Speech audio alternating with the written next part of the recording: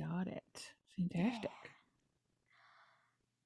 All right, I am here on the Zoom with Suzanne Yada. Hi. Hello, Gail. How you doing? So good. I love that. So this is not a visual medium, y'all, but she has a background that is space, I am and calling from outer space. she's perpetually in space.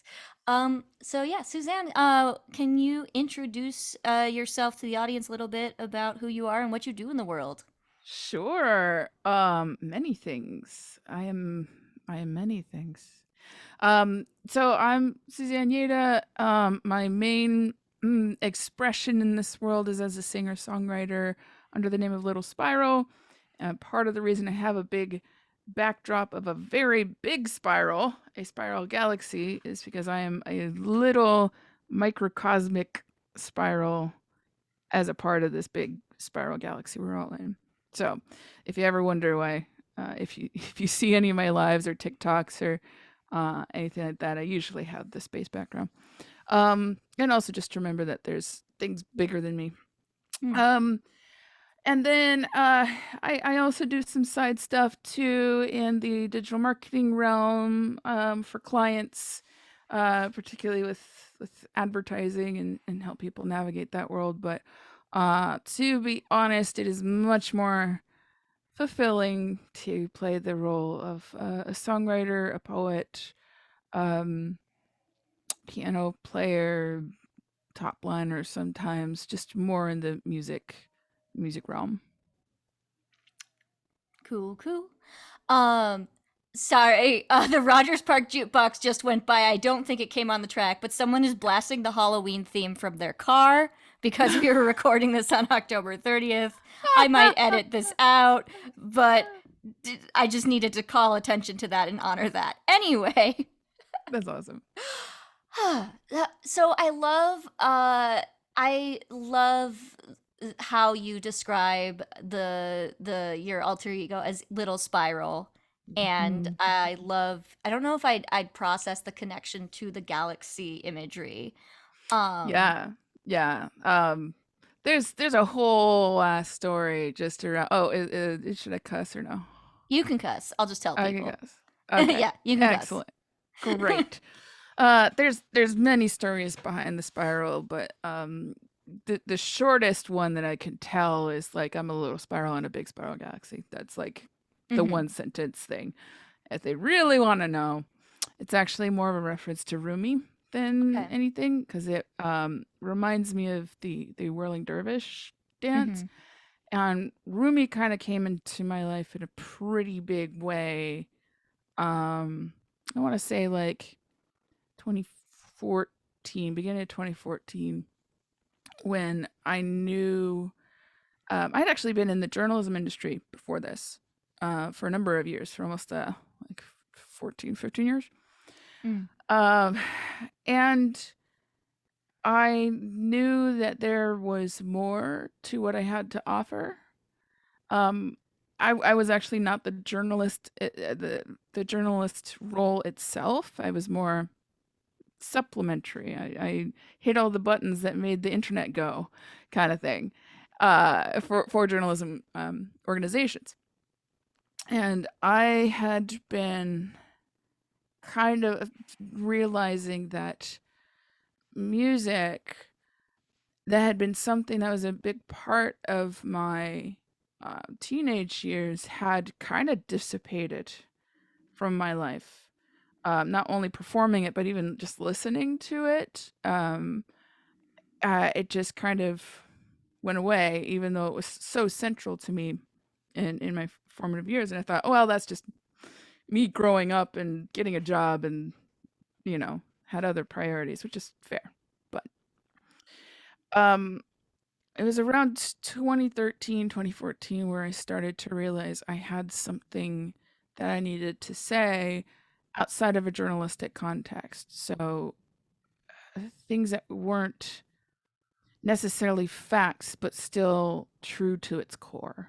Mm. And so I realized that I was pretty stuck. And one thing that I do every new year It's about a 4-day retreat. I take a 4-day silent retreat. And I used to do it with a group, and now I kind of do it either on my own or with my own kind of group.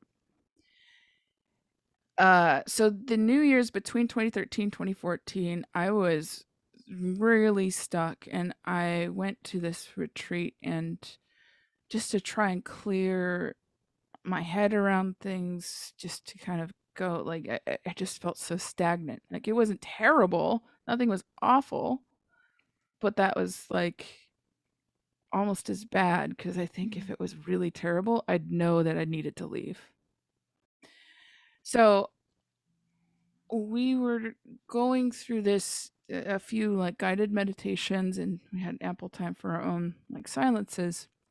But one of the guided meditations that I do every year now, because it was so impactful for me, was to think of a guide for your upcoming year. And it could be anybody, living or dead. It could be fictional, real, it could be historical, present, future, who knows? Like you the exercise asks you to focus on the qualities that you want to embrace in the new year. And then you go more deep into a meditation, and you're open to whatever guide match embodies those qualities. And I knew that I really wanted creativity. And I also knew that I wanted it centered around love. And the other thing that was kind of coming to me, I don't exactly know why, but I knew it needed to be embodied in a male, Hmm. because I think love is not associated as a male trait anymore, or like it tends to be like, oh, you show love, you show emotions, you're a sissy, you Mm. know. And I think I really needed to heal some of that um prejudice, yeah, Yeah. prejudice, and wanted to lift something up that actually represented love, creativity, and also, you know, wasn't w- was in a male form. So it actually took, oh gosh, probably like a good half hour, an hour. And if you've ever spent a half hour or an hour in just silence, Mm. you know that kind of seems like 3 days. Yeah, yeah, yeah. As soon as my brain kind of cleared its way, and as soon as Rumi showed up, and in a really big, powerful way, like that instance, I kind of like got up from my seat, which was odd because everybody else was sitting, but and I had just like lightning just struck, and I knew, and I hadn't known much about Rumi. It just like maybe in high school honors English class, we read some poems from him, and I just remembered him vaguely. But when it came back, and I knew that this was uh, somebody to really uh, dive deep in a like basically a relationship with this person, understanding, 850 years ago, 900 years ago, he was saying some things with this poetry and with his messaging that really, really spoke to now. Um, I just kind of, yeah, it just felt like lightning. And when I went back, I was living in Berkeley at the time, and when I returned to the real world after retreats, it feels like you've exited into space. And when I landed back in Berkeley, I knew that I wanted to embrace something that reminded me of that connection. I wanted to kind of trick my brain into, anytime I see this one thing, I'll be reminded. And I walked into a random Tibetan gift shop. Berkeley is scattered with lots of those kinds of things, and I knew I was going to find something, and there it was. It was actually a ring that had this operculum shell. I'm wearing a operculum shell necklace right now. It's a different one, but I had since lost that ring. But uh, that reminded me of the whirling dervish, and that became the symbol of the spiral that I then saw everywhere. Like, you could see spirals everywhere if you look for them, and I do, and it's really annoying actually. I see them everywhere. And I love it. I love it because they are everywhere, and I love it because people take pictures of them and like send it to me on Instagram or tag me or whatever it is. And I love that because again, it's just that reminder, that touch point of like everything is about love, everything is about creation, and just expressing that. And that's what Little Spiral is really all about. So that was the very long answer. The short answer is like, galaxies, sure. Yeah, no, like, and this is the place for the long answers. Yes. Absolutely, that is what we're here to do today, and I appreciate that. Was there, so within that Rumi element? So was, and forgive me if I missed it, but was there like a particular line, or it was just like all of like, was it just like a download of like Rumi is my jam? Yeah, it was a download of like this is the guy I need to pay attention to because he has a lot of wisdom and a lot of things that parallel what I'm experiencing. I'll also say that when I'm in that space and I don't have the opportunity to go and research, that's actually better for me because I'm an over researcher and overthinker.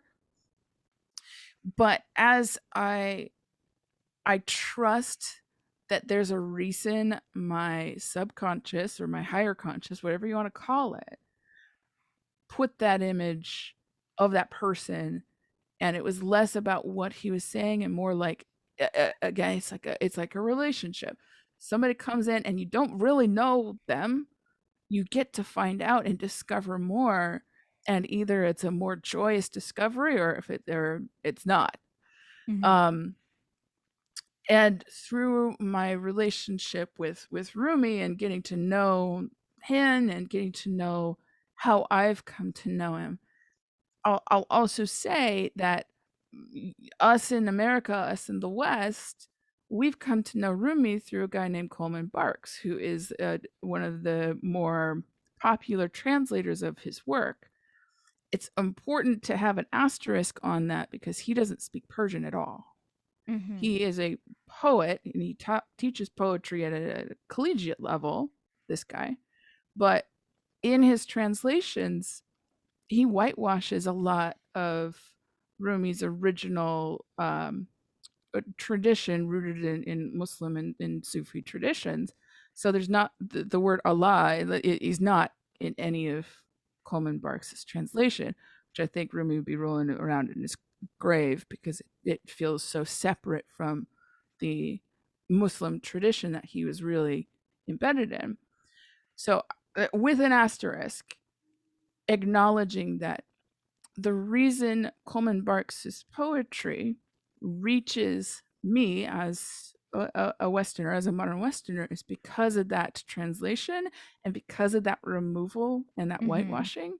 So once I started to understand that, and in my, striving to not, to resist white supremacy culture when I can, when I Yeah. see it, uh, it's actually opened up a lot more as well in understanding more of the historical Rumi, more of like what gets translated and what doesn't, and uh, kind of healing a little bit of my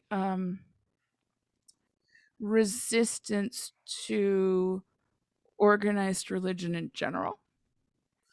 Um, kind of opening that up and yeah, I could talk forever about that kind of Oh stuff. yeah. Well, and I wanted to this my next question was sort of to get the general how it started, how it's going of Yeah.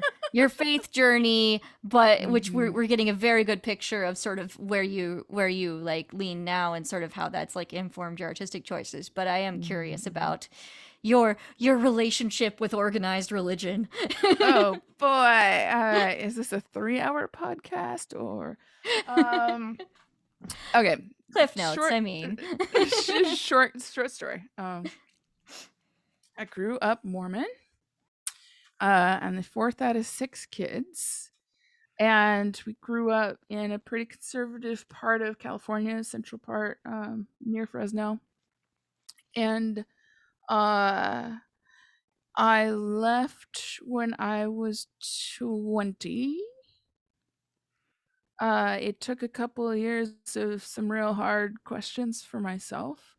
It took, reading things that weren't Mormon approved. Oh my God.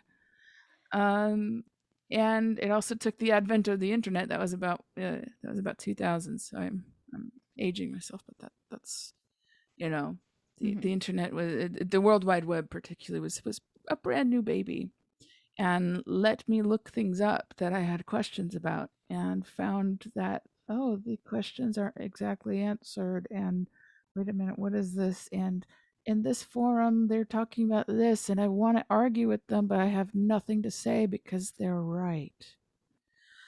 That kind of thing. Mhm. So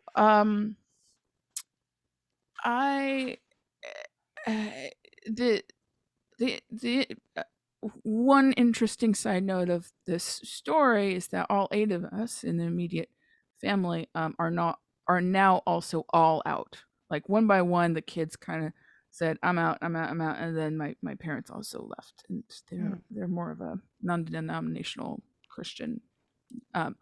But that's a side note. Um, I There's a couple of things that helped um me kind of step out of that. One is there's a Unitarian Universalist church in my town called Visalia. Small congregation, maybe 20 people, was a fellowship. And the president of that was also former Mormon. Oh, So cool. there was like a connection there, and a little, small little dot of what I felt was sanity in the midst of not sanity, and that helped me transition out a bit, seeing that there were other ways to do faith. um but I also felt that the um what I really appreciated is that they loved questions. Mormons don't like questions, they like answers. Even if the answers don't make any sense, there's answers though. Mhm. That there's an answer, it's right there. Yeah. Doesn't have to make sense, it's just an answer.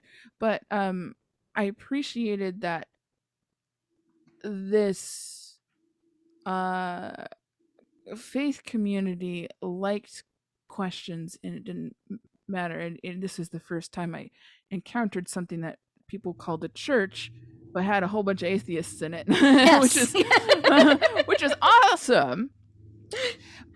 But I also found that I was starting to it took maybe a couple of years, and I still kind of go back and forth about things. Um but I still felt called and drawn to a higher power of some sort. Like there's things beyond the material world that science can't describe yet. I hope someday it will. Maybe Mhm. someday it will. But I just found that the atheist community, who are like amazing people, brilliant minds, uh, still lacked the kind of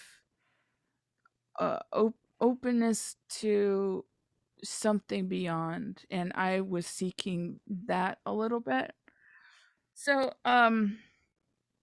from there I found another community. At the time it's called Religious Science, and now it's a Centers for Spiritual Living.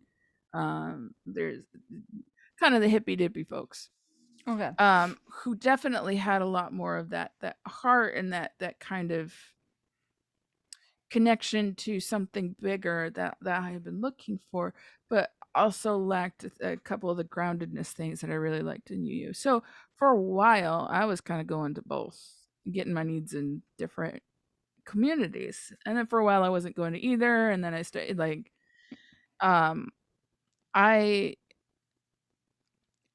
but even with that, um, going back to what I was talking about before about, you know, organized religion and kind of my allergic reaction to all of it. Um, I now see different religions as kind of like different languages. Yeah. So I can be fluent in Jesus and I can be fluent in New Age woo woo. And it kind of, to me, kind of doesn't matter. It really is about connecting with each other and using words, images, vocabulary, rituals, cultural touchstones that make sense in that context. So I don't think that there's one true language on the face of the earth. I just think that there's certain languages, stories, traditions, myths, rituals that connect a people to each other and to their past and to their higher selves. So I'm multilingual in I speak Jesus. I love me some Jesus. I speak new age woo woo. I speak atheism too. I speak Yeah. atheism, agnosticism, all of the pantheism, secularism, humanism, like all the subtle differences in the non-theist movement. Yeah. And I speak a little bit of Buddhism, a little bit of Sufism, a lot of like all of these traditions also have like mystical elements. So I'm really drawn to the mystics. I'm really drawn to the people who are less literal about everything and more um what's the word? They're Poetic. more Or yeah, yeah. a lot more poetic. Yeah. Like Rumi. Do, do, do, do, do. There we did Yeah. it. Yes. Yeah. Tied. Tied. That's beautiful. And like I've definitely had that observation of thinking of different faiths as different languages. And the way you articulated that was a really beautiful way to say that. And yeah, there are definitely different languages within the non-theistic, and like learning to speak all those different things. And Mhm. yeah, also I will say the depending on the UU congregation and depending on how atheist the flavoring is, it can be like, okay, it can be hard if you are more theistic to like find that, that right balance. And it is a thing where like every congregation is a little bit different flavored and Yeah. has different needs.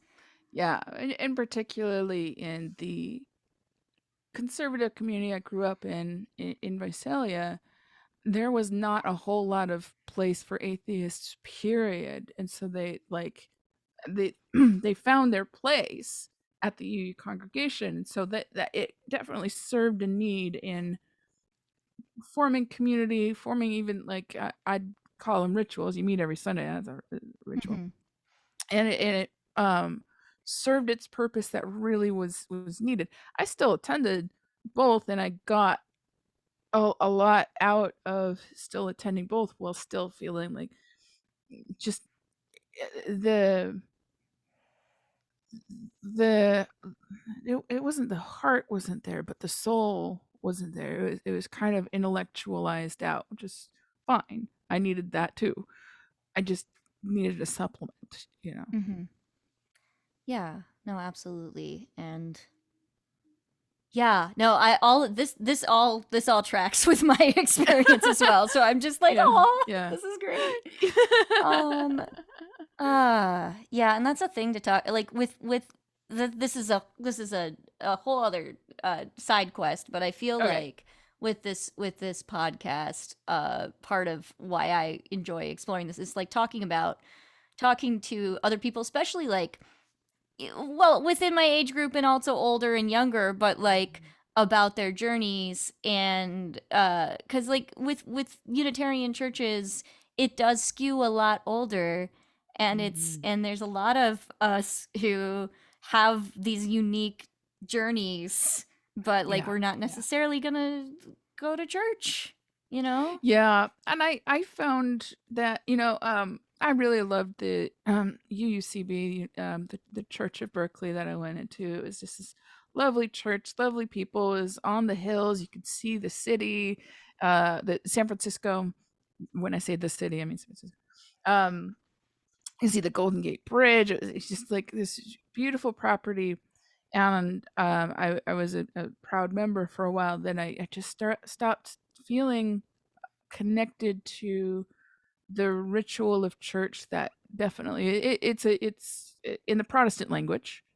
Again, it's needed, especially for people who are trying to heal their connection with church. That template can be really helpful for people. It just no longer was really helpful for me. Hmm. Of going to church, singing the hymn, standing up, reciting, doing the announcements, doing the sermon, doing the thing. It just felt not. It just didn't feel like it served me, and because the center of the universe is me, of course, but um, I just no longer felt connected to that part of the Protestant language. And I now use Sundays more as music days. Hmm. Um, in some ways, that's like my my church, my expression, my connection to whatever higher power. I still struggle with the name. Yeah. Yeah. It has so many names. There's like 99 of them in the Sufi tradition. Yeah, exactly. Yeah, And it's yeah. all different languages and all that good stuff. Mhm. You set up for a very good transition into your music. Oh And yes. I feel like there's a couple different places we can go because but when you say Sunday ritual, my mind goes to concerts for introverts. Yes. So Yes. yeah, because you have your own like or your own like monthly ritual thing happening with that. So tell people a little bit about what that is and sort of how that's grown. Yeah. Yeah, actually I'm glad you brought that up because I don't the choice doing my concerts for introverts on a Sunday afternoon was very deliberate. It was like, well, let's for those of us who kind of don't do the church thing, here's one way of creating community at least and connecting to something higher. I'm not starting a cult, y'all, but uh, if they want to start a cult for me, fine. But no.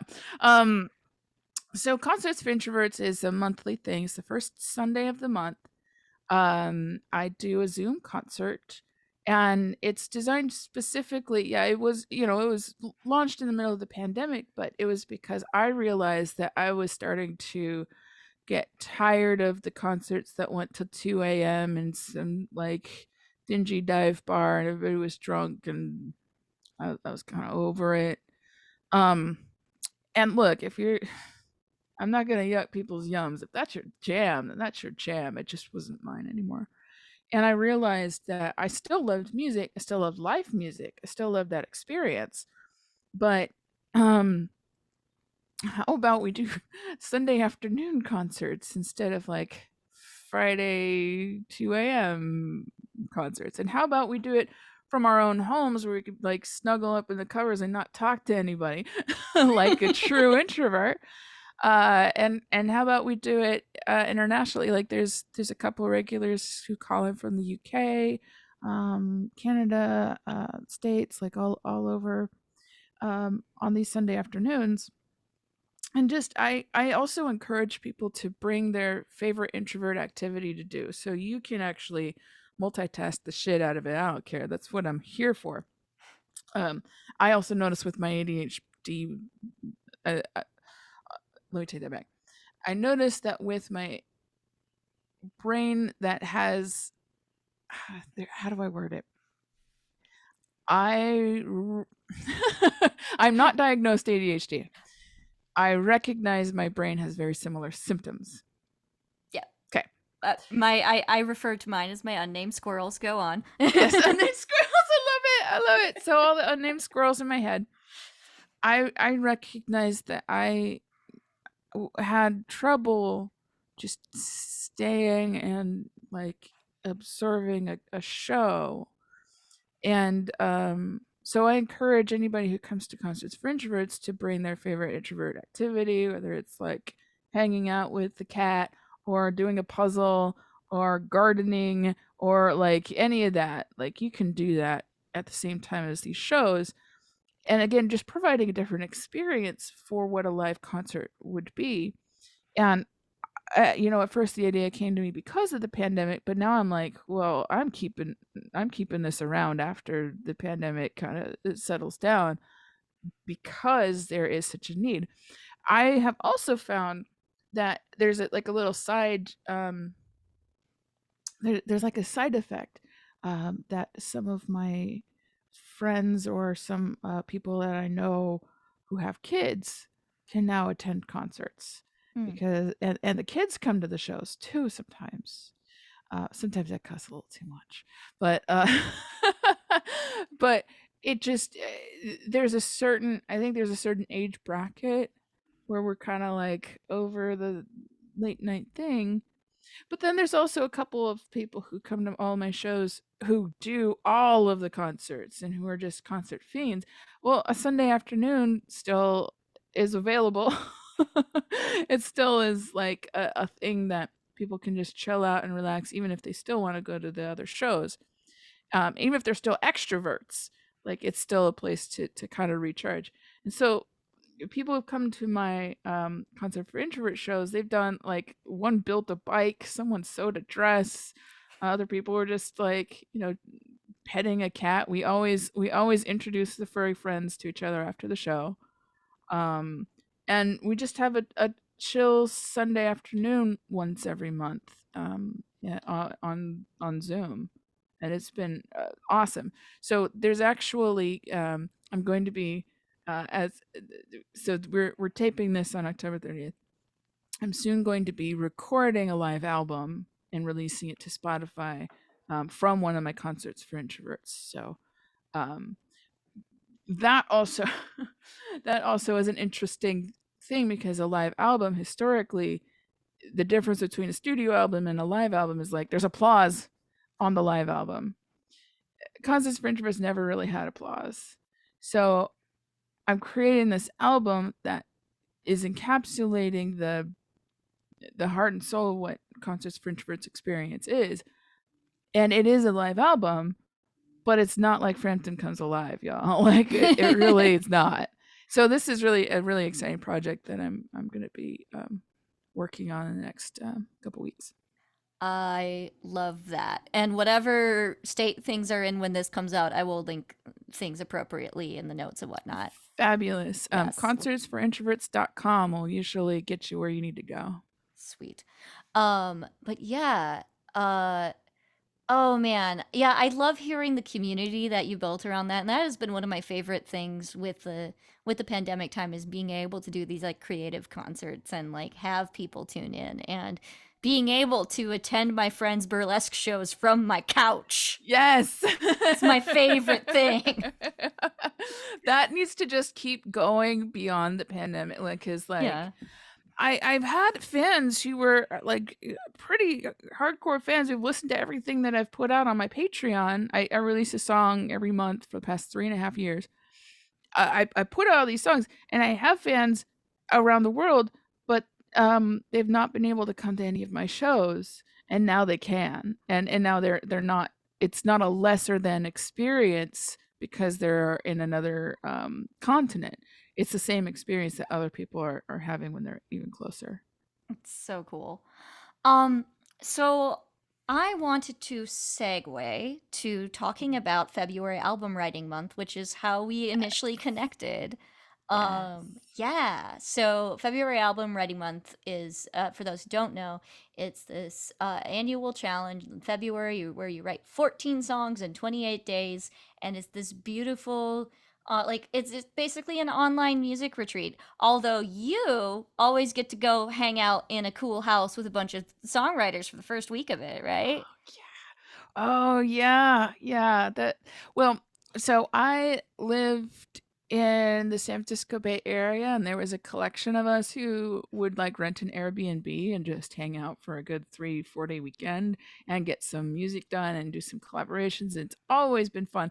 I now live in Los Angeles, so I'd have to I mean, not that there aren't any music people in Los Angeles, but, those who want to do like the whole Airbnb thing, I'd have to kind of resurrect a community and do it down here. But yeah, it's been really fun, and I just love the concept of February album writing month in general. Just get the songs out, get them going. Don't care about quality yet. It's more about quantity. The quality will come. Yeah, and you find like that how do your muses react to FOM? Like what are some observations you've had from FOM? It's a great question. How do y'all react? It's for those on the podcast. I'm looking up into the sky. Um, how do they react? They, you know, I'm showing up for work, and sometimes they also show up for work. And sometimes they're like, "No, you can just slog it out yourself, Suzanne." And I try, and then it doesn't work. Um, they're a finicky bunch, but I do think they appreciate that I'm showing up, and they appreciate that I'm just like in work mode, like I'm in position, uh, and it makes it easier for them to communicate things to me. Um, it doesn't, they don't show up every single time. They're they just show up when they feel like it. I can't dictate what they do, but I can dictate what I do. Is just be ready for them. Hmm. Yeah, it's that whole like Julia Cameron like I take care of the quantity, you take care of the quality thing. Mm-hmm. Which Mm-hmm. is what in I think it's in the main artist way book. I've read a lot of Julia Cameron, y'all. I speak Julia Cameron fluently, but but Yeah. it's that imagery. Um, Yeah. Totally. yeah, Totally. yeah, and yeah, I know from my experience, I've found that a- it helps. Time limits help me a lot when you're just like, one of my favorite things is I'll be like, okay, I'm writing a song and it needs to be done by the time dinner is Sam has finished making dinner. Okay, go. And then I can usually get like a draft from there or like something like that. But yeah, you just kind of find like it's the time to sort of find your different ideas from different places and that you've been holding in your pocket and just test things out. And Yeah. yeah, Yeah. um, It's really a cool thing, and I introduce like when I teach songwriting classes, I sometimes put like 6-week courses up in case people are interested in learning the art and craft of songwriting. Um, the very first spoiler alert, if you ever want to take my classes, the very first lesson is talking about what's good music versus what's bad music, and talking about like what judgments you have on your own. So we talk a little bit about taste. We talk a little bit about what's objectively bad. And then after we start like talking about it, like there is no right or wrong answer to what is objectively bad. Just, even out of tune, like that's not objectively bad. You can Harry Parch made an art form out of it. So, um, and also in tune, are you using Western scales? Are you not? Like, um, but after the discussion, I go, okay, everybody, our first exercise, we're going to have 15 minutes.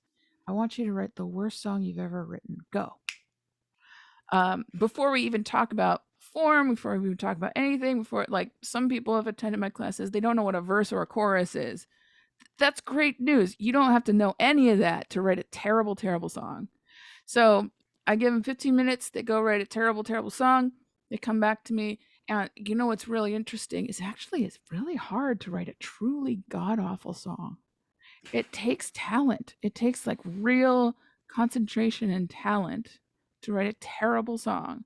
You can write mediocre songs, or you can write songs that you don't like. Um, but to be like truly like Baby Shark level. But well, and then that's subjective because like lots of people Yes. like Baby Shark. Yes, lots of little people also like Baby Shark. And so, like, how is it bad if it makes a little kid smile? Come on. Well, I can tell. Yeah, anyway, the answers to that. But, like, it, uh, it is so surprising. And one of my students, afterwards, she was like, I've been songwriting for 10 years, and this is the first time in a very long time that I had fun writing music in that 15 minutes of trying to write like a terrible song. And that just really spoke to me. That really touched me because it's like music is that expression, it's that connection, it's that thing.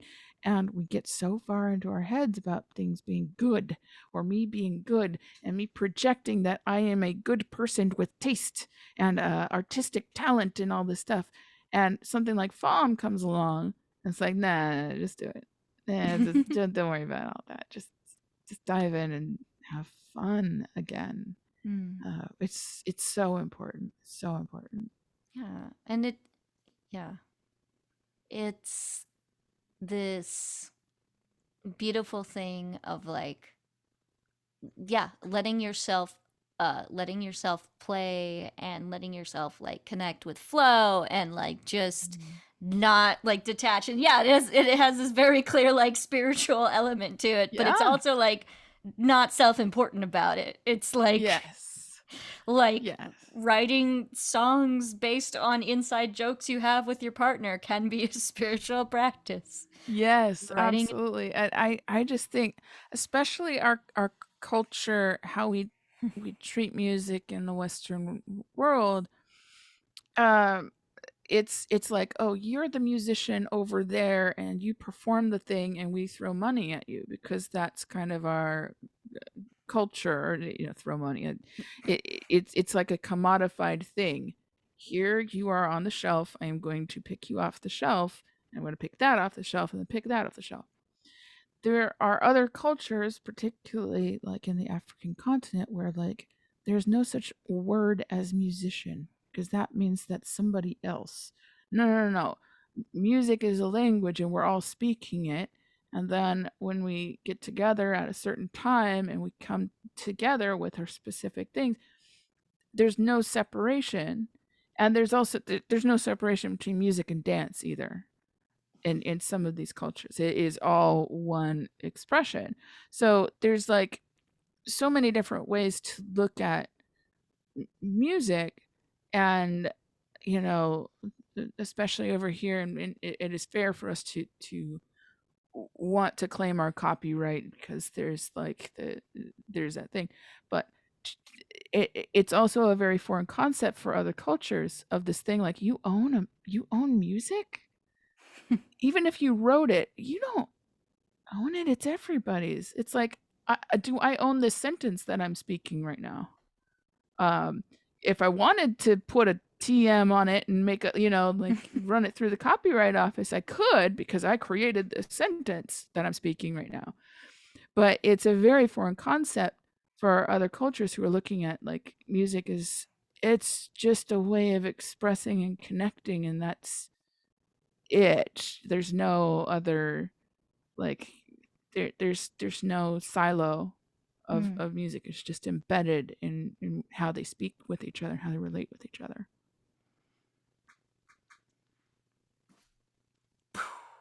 Brain explode.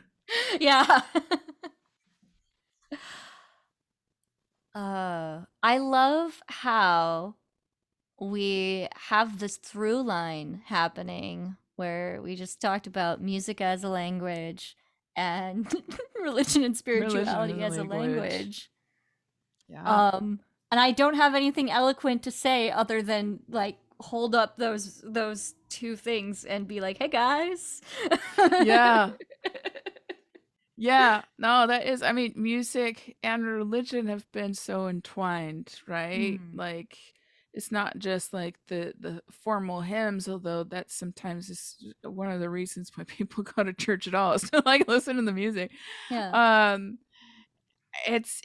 but it is this communication that transcends all of the facts and figures, and to tie it back even further, of this, this journalism part of me that really did, and I still do care a lot about facts and figures and getting good quality information out there.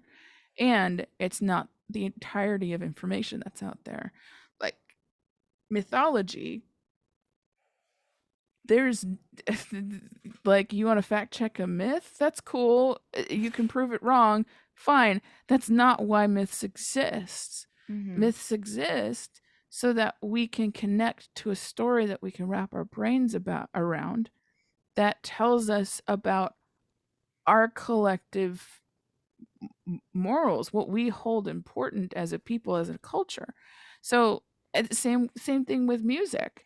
I think there's there's another reason why, like, especially I think it was more so when I was a teen coming up. There's definitely like the country fans over here, the rap fans over here, the punk fans over here. Like, there is not a whole lot of crossover. Nowadays it's all crossing over, and nobody cares anymore.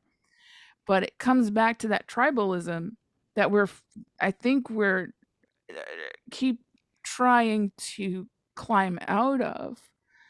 But it is that language. It's like the old way of thinking, my church is better than your church, my religion is better than your religion, is kind of not really keeping its walls together anymore, in a lot of the same way like music. Mm. um we are speaking different languages, and we're understanding that I can listen to country and not confuse that with me being like, um a hick. I hate that word, but like, Mm. you know what I mean? Like, Yeah. even if I just listened to one Shania Twain song and be like, ugh, ew, gross. And now I'm like, what was I thinking? Why was I so gross? Like, yeah, like, sure, there's a language to it, and like, country fans tend to skew more Republican and blah, blah, blah, blah. But why is somebody else's story so allergic to me? Because this is language, this is culture, this is, religion and music are languages and cultures. So I don't have to identify with I don't have to be from all of these different cultures in order for these languages to speak to me, Mm. if that makes any sense. Yeah, it's a way of connecting with their language or with other languages, and also it's a form of empathy, and it's a form of Mhm. getting into other people's shoes and like Yeah. trying to understand their language. And Big time. yeah, and yeah. Especially like, because I grew up Mormon, and there was definitely not laws. There were definitely rules about what I could and couldn't listen to as a Mormon. And I kind of grew up in this cultural ideal of like, if you listen to NWA, fuck the police. That's the worst song in the history of the world. It's from the devil. You can't listen to it, or else you'll be like whatever. I didn't listen to fuck the police until I was 30, because there's this stupid. It's stupid. But when I listen to it, I'm like, oh, they want to say fuck the police because the police are fucking racist, and they literally say it in the lyrics. Oh, that's why they didn't Hmm. want. And I didn't, even though like, me, this, white middle class woman listening to NWA is like, definitely a clash of these, and these ideas of cultures. But again, it's me listening finally opening my ears up and listening straight from the people who are in a culture that I'm not a part of and listening to their story really, truly as it is. Uh, and it kind of broke me a little open, going like, what else did what else did they tell me to not listen to? What else did they tell me to not empathize with? What else did they tell me to like? And I'm not, I'm not encouraging people to go like, you know, cop killer on people, but I need to hear the story of a community that is so fed up and so frustrated that the power that they have to speak back against all this bullshit is music. Mm. And it's powerful. It's really, really powerful. Mm.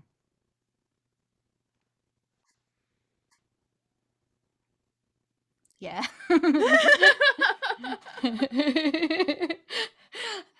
Yep. This is the part where, as a host, I'm like, okay, uh, when do I just leave? When do I just shut up and leave pauses? And there will just be a pause there. Yeah, let's just marinate in that a little bit. Yeah, Yeah. just um. So I wanted to segue into you had a song that you wanted to perform Yes. today. So tell us a little bit about it. Yeah, so this song I wrote, at first it had some slightly different lyrics and it was a little more up tempo. But I think the root of this song, it needed to be slowed down. Speaking of marinating, it needed to have some space. I originally wrote this song for a music supervisor, a friend of a friend, who had a call out for a song about positivity or self acceptance. And I wrote it. I kind of it's called Redefining Perfect. And I wrote the song and I held on to it and I didn't do anything with it because it wasn't perfect or something. I don't know. I was literally going against the whole meaning of the song and was being a perfectionist about things. But every time I never turned it in to the music supervisor, but every time I would play it at shows, people would come out afterwards and go, "That song really moved me to tears," or had an emotional reaction to this song. And so I will play it for you right now. Let's see.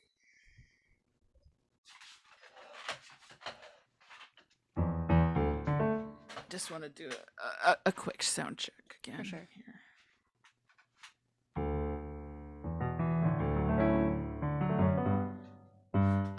You can hear everything okay? Yeah. Okay.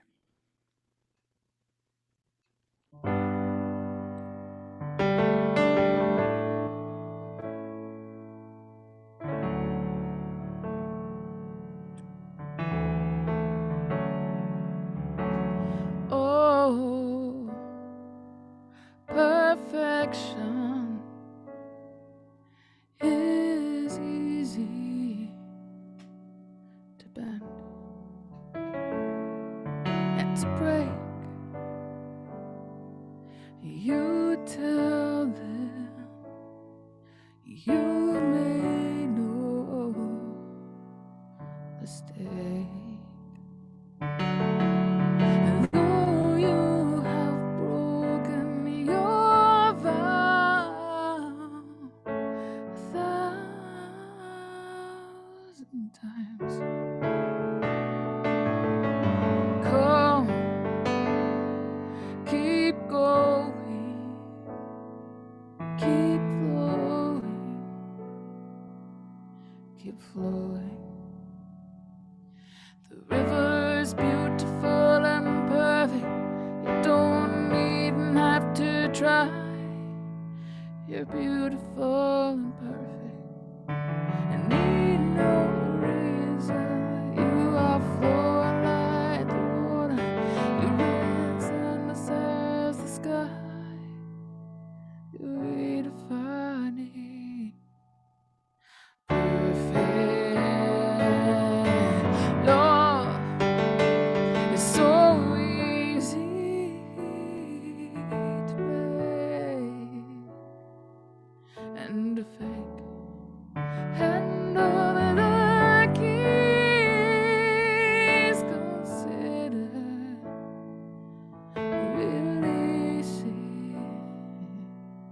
The wild stream, the river's beautiful and perfect. You don't even have to try.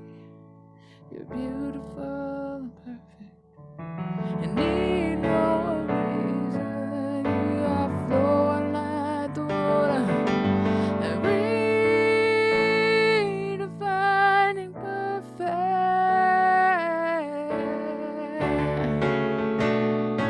There is heart within a heartbreak. There is meaning within a meaning. But don't you worry about that. Just keep on breathing.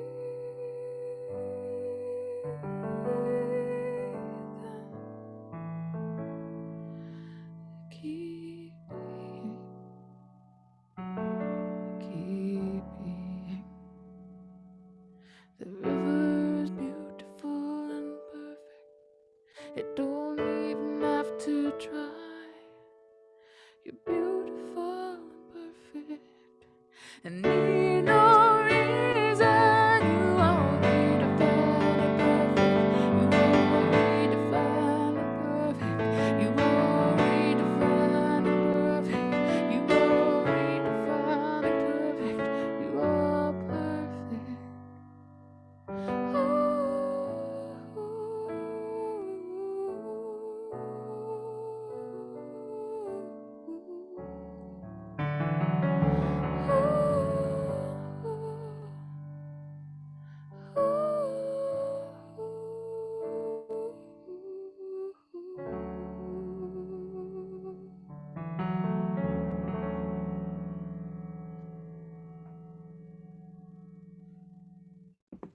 Yay. Oh my goodness. That one's gorgeous. I don't know if I'd heard that one before. Thank you. Thank Yeah. you. I love a good you are beautiful and water imagery like combo. That's my Yeah, jam. that came from my friend Leslie, who she's since passed, but Mm, she wrote a poem that was just about like nature is beautiful and it doesn't have to even do anything, it just is. mm. And who are we to say we're not nature? Yeah. Yeah. Yeah.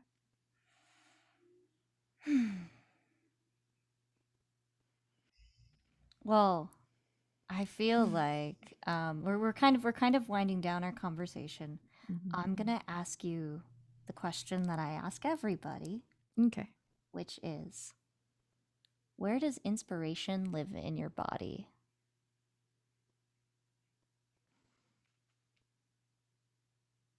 Oof.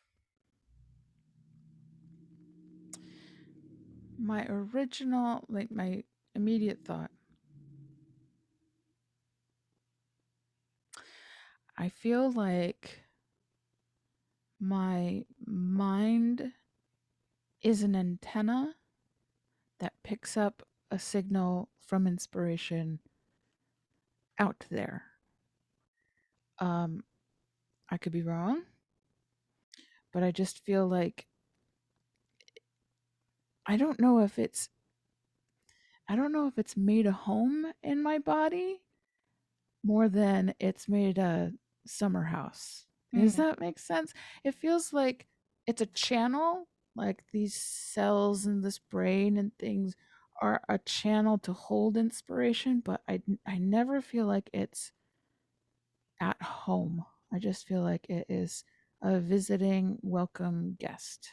mm,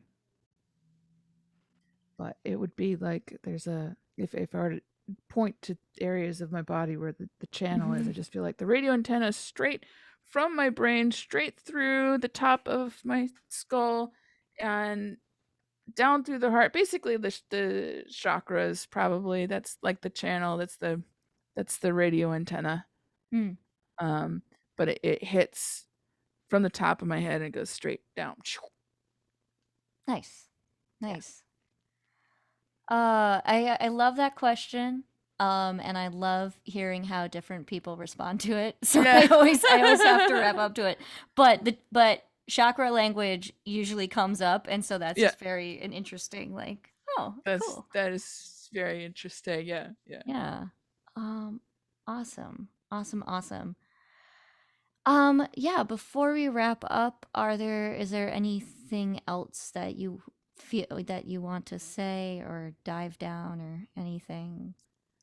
I feel like I've talked for a full hour, and um s- simul- at the same time I feel like I could talk for like 5 more, um because there's so much to talk about, like the creative process and music and how spirituality kind of aligns with all that. But um I think we can leave the mystery be at a certain point. Yeah, I mean, like we can always like do this again sometime as we Absolutely. grow. This has Absolutely. been wonderful. Thank you. And yeah, I thank you everyone for going on this little journey here. Yeah. Well, where can people find you? Littlespiral.com is the place to kind of start if you want my first EP for free, plus some extra bonus materials and things like that. You can go to freemusic.littlespiral.com. And then there'll be links to Spotify and a way to sign up for my email list and all that. So if you were to go at any one place, freemusic.littlespiral.com will take you to where you need to go. Awesome. Yay. Well, thank you so much for being on the show. Thank you for having me and for hosting this amazing podcast and for starting these conversations that need to be had. I love it. Hmm.